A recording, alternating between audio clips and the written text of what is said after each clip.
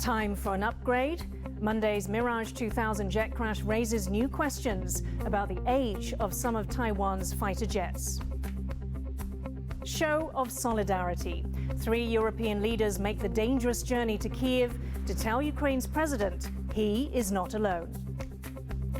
Taipei Metro issues an apology after an escalator malfunction throws dozens of people backwards. Plus, why hundreds of purple crow butterflies cross the road in southern Taiwan.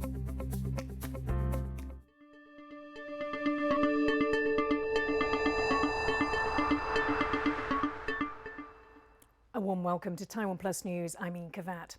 A Mirage 2000 fighter jet that crashed on Monday is raising concerns about the functionality and effectiveness of some of Taiwan's military planes. The Mirage 2000 has been in service for more than 25 years, but as the country looks to bolster its defences, there are calls to modernise Taiwan's Air Force. Jaime Ocon reports.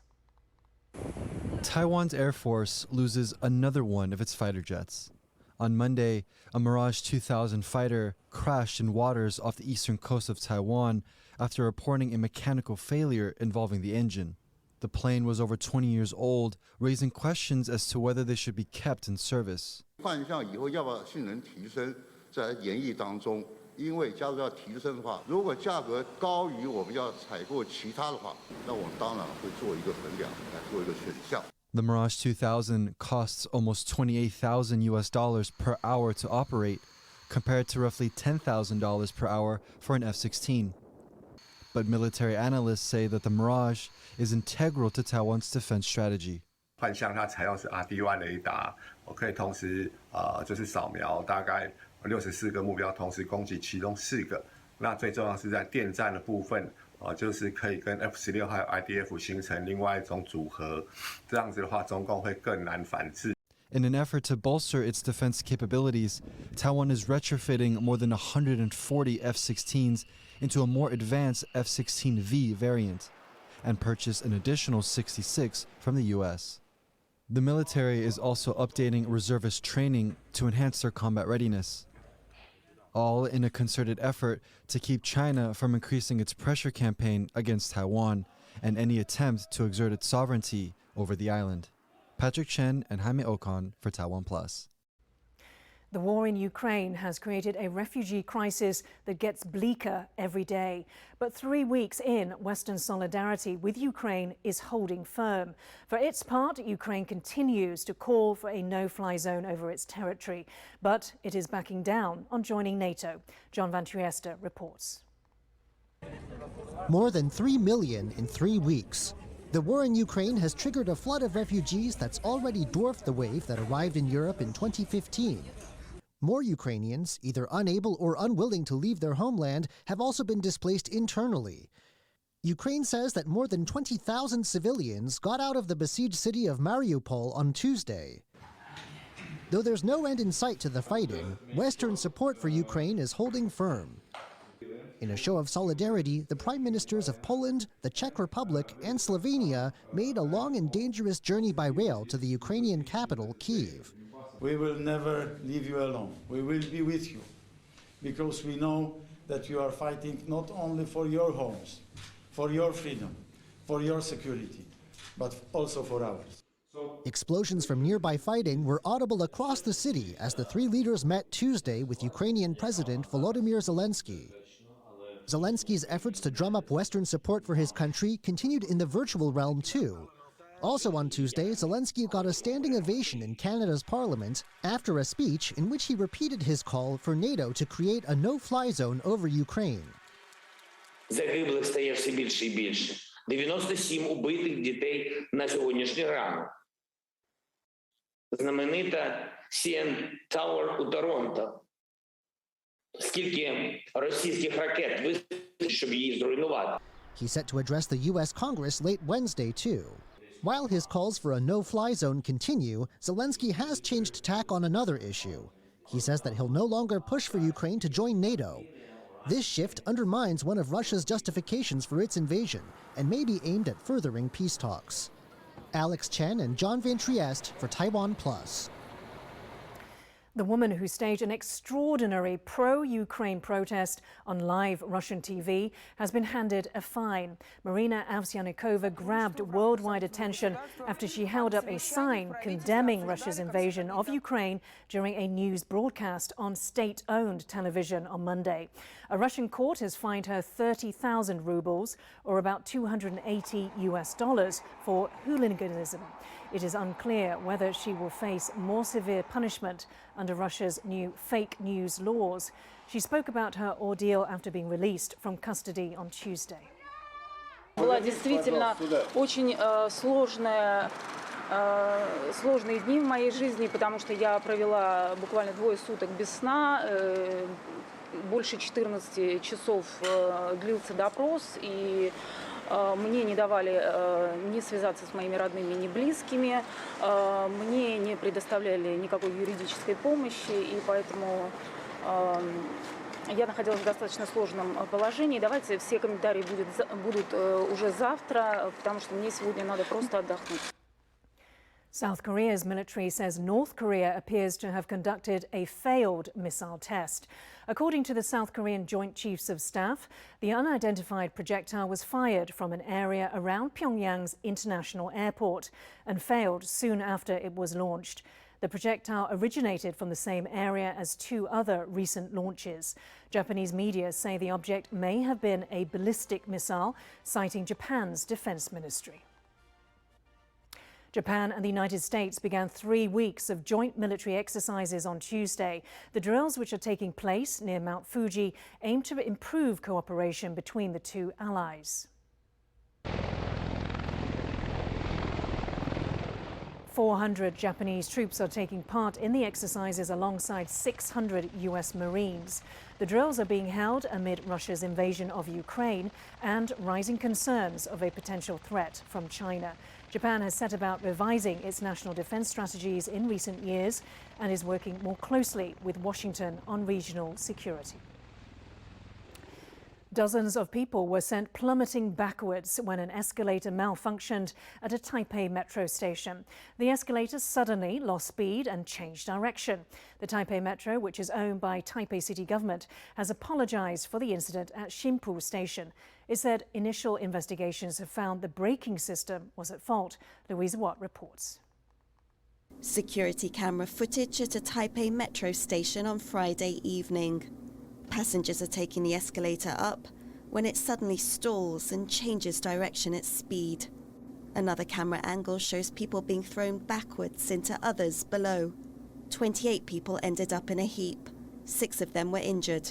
The company that runs Taipei Metro said it was very sorry for the incident. 这几位旅客受伤以及受影响的旅客在此深深致上我们的歉意。 The escalator has been in use since the year 2000 and regularly inspected and maintained. Taipei Metro engineers have found a problem with the braking system. 这个齿盘有意往外拖出，失去动力以外，马达此时要做这个刹车的动作，从这边刹车是无效的，因为它继续打滑。 But that has raised more questions about why the escalator malfunctioned when its monthly maintenance had been carried out just 4 days earlier. A Taipei city councillor said that even an emergency braking system that was meant to kick in failed. 整个北捷现在的管理出了非常严重的问题，李文忠必须要对外道歉，而且必须要负责任下台。 Technical consultants are to help with investigating why the incident happened. The Taipei Metro system has almost 250 escalators of the same type and nearly 1,200 escalators in total, which will all be inspected in the wake of this incident. Karma Xu and Louise Watt for TaiwanPlus. Taiwan is considering raising the price of electricity in response to a surge in global energy markets. The prices of coal, gas and oil have jumped in recent weeks amid uncertainty caused by the conflict in Ukraine. Taiwan gets most of its energy by importing fossil fuels from overseas. But despite that, electricity rates in the country remain relatively cheap at 9.3 US cents per kilowatt hour. That's nearly half the global average. Economics Minister Wang Meihua says the government is still considering how to respond. 也有讨论到国际的原料的这个上涨的情形，那当然也有讨论到国内的这个物价的波动的情形，那各方他们都相关的因素都会在讨论，那目前都还没有定案。 Coming up, for the first time, Hong Kong targets a foreign NGO using Beijing's sweeping national security law. Details after the break.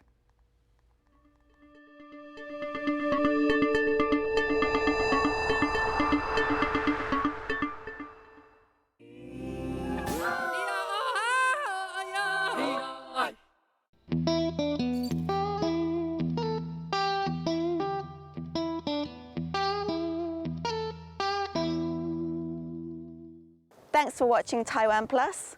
For more great stories from Taiwan and around the world, download the TaiwanPlus app. "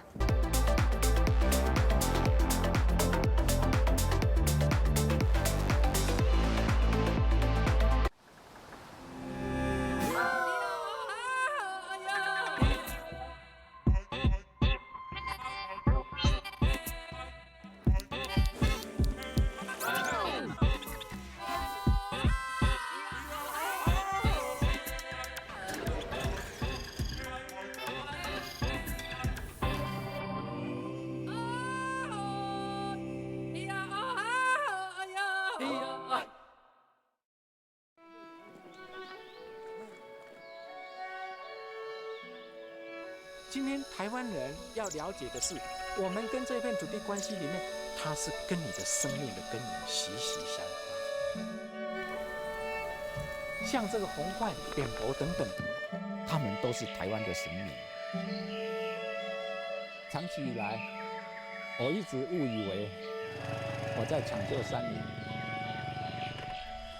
直到最近10年来，我才了解，我从来没有抢救山林。 而是山林从来在抢救我们。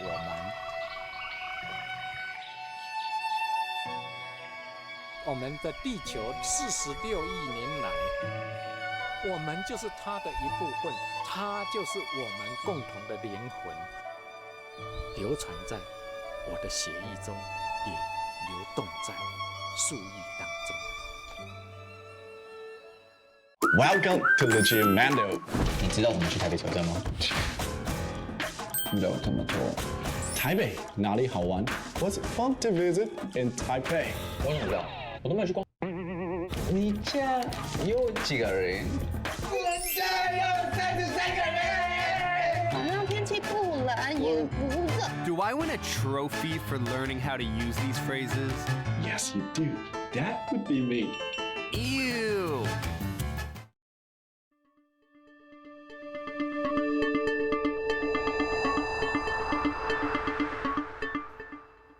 Welcome back. You're watching TaiwanPlus News. The United Nations says Myanmar's military junta has engaged in war crimes and crimes against humanity across the country. It's the UN's first report on the human rights situation in Myanmar since the army overthrew the elected government of Aung San Suu Kyi in February last year. The report sets out Myanmar's military and security forces' flagrant disregard for human life, bombarding populated areas with airstrikes and heavy weapons, and deliberately targeting civilians, some of whom have been shot in the head, burned to death, arbitrarily arrested, tortured, or used as human shields. The UN said its report was based on corroborated interviews with victims and witnesses. The report also detailed mass killings, evidence of torture and rape, and women and children burned to death while trying to escape.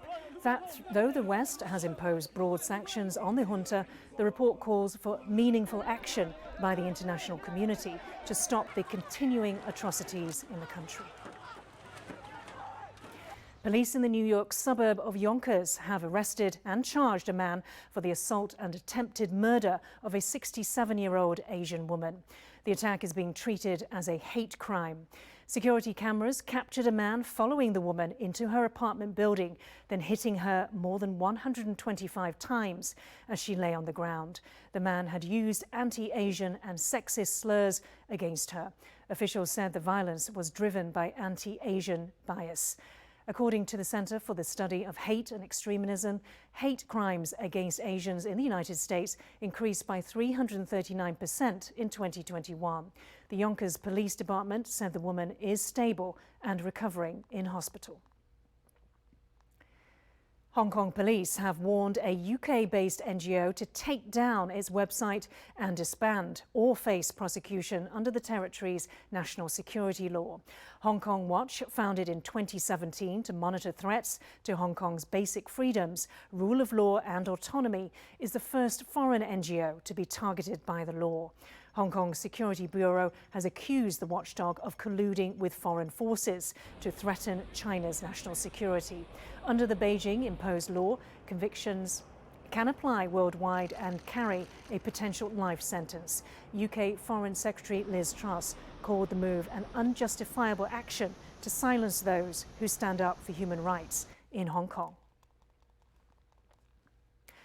Our reporter Reinhold Kirkpatrick spoke with Hong Kong Watch founder and chief executive Benedict Rogers and began by asking how he felt about being seen as a national security threat. I don't at all, and it's astonishing really that a regime that wants the world to treat it as a major superpower, that portrays itself as a major power, is basically so insecure that it sees a very small London-based organisation and myself as a threat to national security. It's quite a surprise to me. These letters from the Hong Kong police have demanded that you remove publications from your website. So will you be complying at all? No, we have no intention of complying. In our view, it's and the view of everyone we've spoken to, it's completely outrageous for the Hong Kong government, the Hong Kong police, to be trying to shut down a foreign organization's website. I mean, we're based in London, our website is based in London, and this is a direct attack on freedom of expression well beyond Hong Kong's borders. And we've done nothing wrong in normal terms. I mean, we may be in violation of the national security law, but the national security law is a rather absurd and extremely draconian law that has dismantled Hong Kong's freedoms, and it appears they're now trying to use it against freedom elsewhere. Do you foresee this affecting Hong Kong Watch's work at all in the future? The only real effect it has is that, of course, it makes it much more difficult and dangerous for us to communicate with people in Hong Kong. It was already very dangerous, and we hardly had any contact with anyone in Hong Kong since the imposition of the national security law. But this makes the dangers even greater. It may make it slightly more risky for me to travel. Obviously, I certainly can't travel to Hong Kong or China. I couldn't anyway because I was denied entry in 2017. So since then, I've assumed that I'm banned. But I also will have to be mindful of traveling to any country that has an extradition agreement with Hong Kong. Do you think that other NGOs will find themselves in the crosshairs soon? I think that's very likely. I mean, the Hong Kong authorities and the Chinese Communist Party regime have shown by their actions in Hong Kong that they don't just go after one organization and leave it at that. They try to shut down everyone that they regard as a threat or that they dislike. And so in Hong Kong itself, we've seen pretty much the total shutdown of civil society, threats to trade unions, and of course independent media. And so on that basis, I think it's quite likely that although we're the first foreign organization, we probably won't be the last to be targeted in this way. Faced with the rise of autocrats worldwide, it's worth reflecting on how one of the world's longest-running authoritarian regimes chose to democratize. Taiwan's Kuomintang, or KMT, oversaw the country's transition to a multi-party democracy 30 years ago and continued to find success despite a past that was filled with periods of brutal repression, such as the 228 incident, which saw tens of thousands of Taiwanese killed. TaiwanPlus reporter Ed Moon spoke to Joseph Wong, a professor at the University of Toronto, and asked him why the KMT chose to democratize. The KMT chooses to democratize when it does, precisely because it knows that it will maintain its hold on power, that in the face of full elections and freer elections, it would have every confidence that it would continue to be electorally dominant. So the KMT had a record as an authoritarian party of being incredibly brutal at times.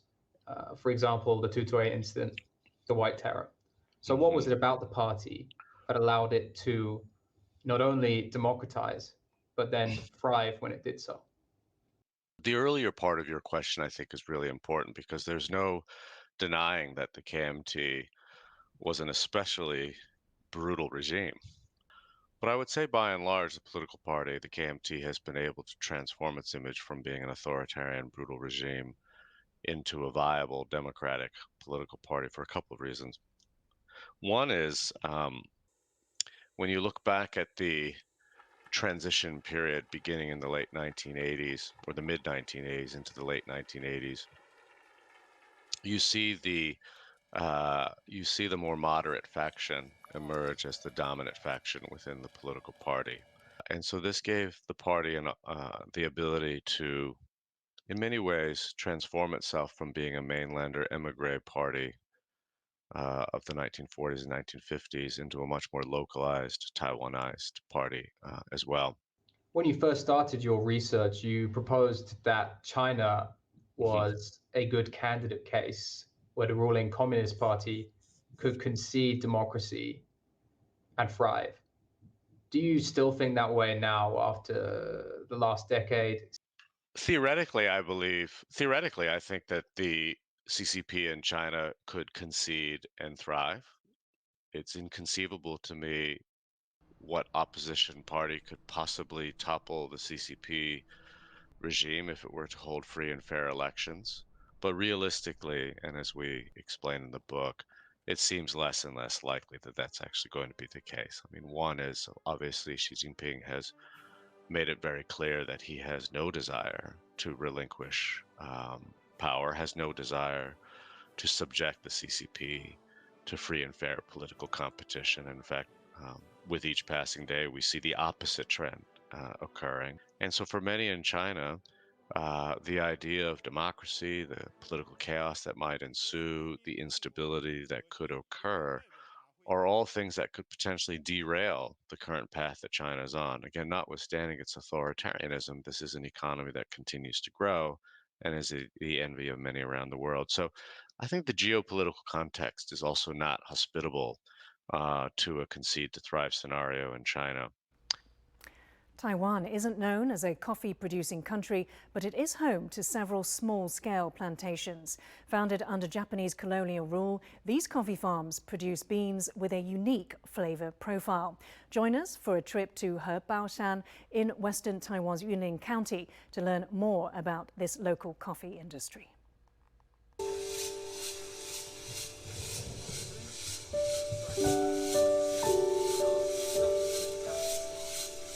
我们的咖啡是独一无二，它是非常棒的。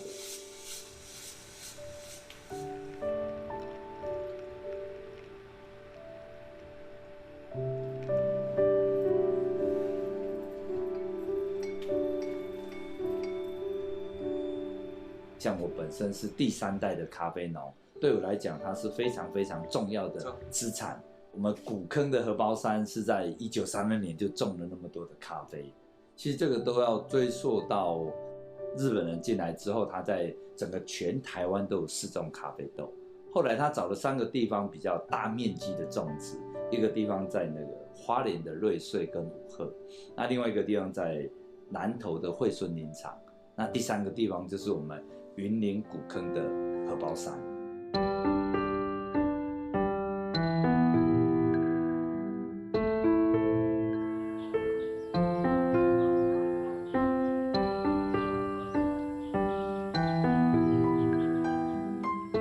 咖啡豆，它是一颗一颗的采下来，它红了才能采。像这种红色我们才能采，哦，像这2颗就比较没有。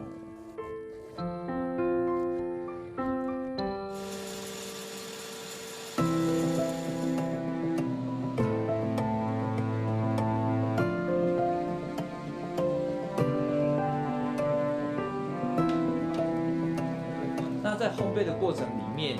它有分浅烘焙、中烘焙跟深烘焙。那浅烘焙它本身的咖啡比较会带酸，到了中烘焙之后，它的甜度会高一点，到了深烘焙之后，它的酸味就大概会不见。其实台湾咖啡地理环境位置上本来就非常适合种植，那这个人是得天独厚，又是海岛型的气候，从低海拔到高海拔，那这样的环境，我相信在全世界找不到第二个地方。荷包山出产的台湾咖啡，绝对超乎你的想象，你一定要来试试看。